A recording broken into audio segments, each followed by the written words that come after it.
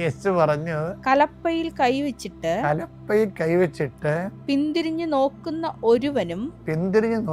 ഒരുവനും സ്വർഗരാജ്യത്തിന് യോഗ്യനല്ല. അവകാശമില്ലെന്നാ പറഞ്ഞത്. സ്വർഗരാജ്യം എന്ന് പറഞ്ഞാൽ എന്താണ്?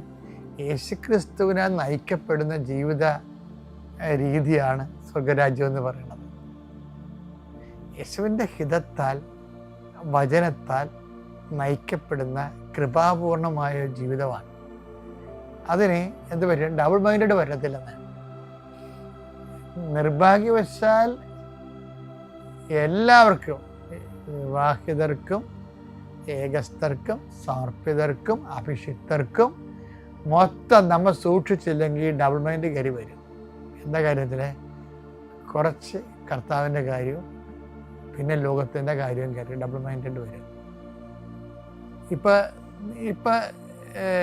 മറ്റുള്ള ഈ ക്രിസ്തുവിൻ്റെ സ്ഥാനം വീണ്ടെടുപ്പുകാരൻ്റെ സ്ഥാനമാണ്. ആ വീണ്ടെടുപ്പുകാരൻ്റെ സ്ഥാനം രക്ഷാസ്ഥാനമാണ്. രക്ഷാസ്ഥാനത്ത് നിന്ന് മാതാവിനെ എടുത്ത് ന്യൂട്രലൈസ് ചെയ്ത് കളയും. പക്ഷെ എന്ത് ചെയ്ത് മറ്റു മതങ്ങളിലും രക്ഷ ഉണ്ടെന്നുള്ള ധ്വനികൾ ചില ഔദ്യോഗിക അഭിഷിക്തരുടെ വായുന്നെങ്കിലും വരുന്നുണ്ട്. അപ്പോൾ ഇപ്പോൾ എന്താ സംഭവിച്ചിരിക്കുന്നത് നോക്കിയേ? അതിൻ്റെ സഹസഞ്ചാരിയായി അതിൻ്റെ കൂടെ നടന്ന മാതാവ് സഹരക്ഷക അല്ലെന്ന് പറയുമ്പോൾ ഒക്കെ മനസ്സിലാകും. പക്ഷേ എന്താ വിഷയം? ആ രക്ഷകൻ്റെ സ്ഥാനത്തേക്ക് വേറെ രക്ഷകന്മാരെ മനസ്സുകൊണ്ടോ അല്ലാതെ അംഗീകരിക്കുന്ന അവസ്ഥ വരുമ്പോൾ എന്താണ് ഭാവിയിൽ സഭയ്ക്ക് വരാൻ പോണത്?